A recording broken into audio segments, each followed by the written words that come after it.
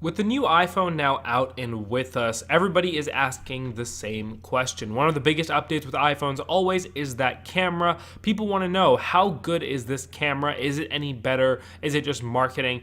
And more importantly, how does it stack up against the competition? Today we're going to be doing our classic iPhone versus Samsung, the best from iPhone and Apple with the iPhone 7 versus the best from Samsung with the Galaxy S7. Let's go ahead and get started. What's really interesting to me about phone cameras as of late has been we've seen improvements move away from spec and more towards the direction of aesthetic and things that are immeasurable, rather than megapixel count, improving color rendition and highlight roll-off. The iPhone 7 is a prime example of this, where Apple has really put their effort into the way the camera sees light, rather than just how many megapixels it has or how sharp the image looks. With that said, you do resolve more detail, however. The optics seem to be better and seem to be sharper this time around, or maybe it's the wider 1.8 aperture when it's stopped down does a better job of resolving light.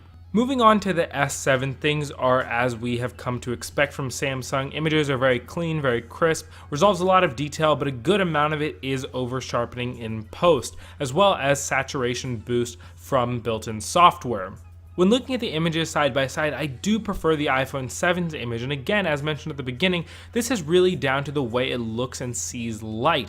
Everything just seems a lot more natural and a lot less forced, which the Samsung seems to be trying to do. It seems to be trying to show you, look at how good my camera is, rather than just having a simple, clean, clear image. In some of our photos, I did notice a slightly warmer tone coming out of the Samsung. Nothing you can't correct with a quick little color correction in your phone, but something to note nonetheless. Both cameras are putting out 12 megapixel images, so your image size here is pretty much the same. And moving on to the front-facing cameras, the iPhone is now upgraded to a 7 megapixel camera, but I still prefer the 5 megapixel ultra-wide front-facing camera on Samsung.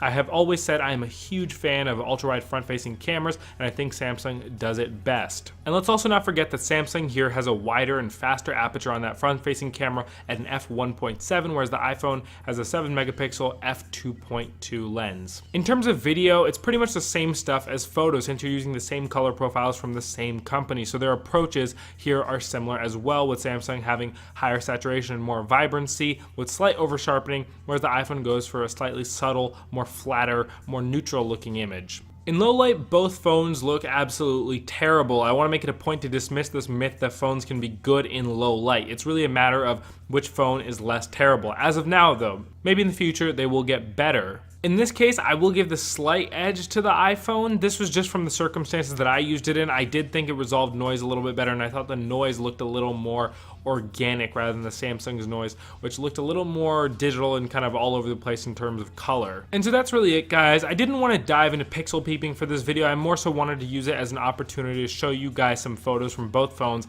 side by side and really get what your opinions were in the comments down below, as well as share mine. In this case, they're both phone cameras. They look very, very similar, but if I had to pick one, I would pick the iPhone because of those subtleties over the over-sharpening and the over-saturation. That's more my interest in Apple's color profiles, really, and the way they render out the image rather than the optics necessarily, but it's very hard to separate both of those factors when looking at any camera, really, phone or otherwise. Let me know what you guys think in the comments down below. Which phone has a better camera? Which one do you prefer? I'm very curious to hear what you guys think. Give us a thumbs up if you like this video. Please subscribe for more tech content and coverage, and I can't wait to see you guys in the next video. Thank you for watching.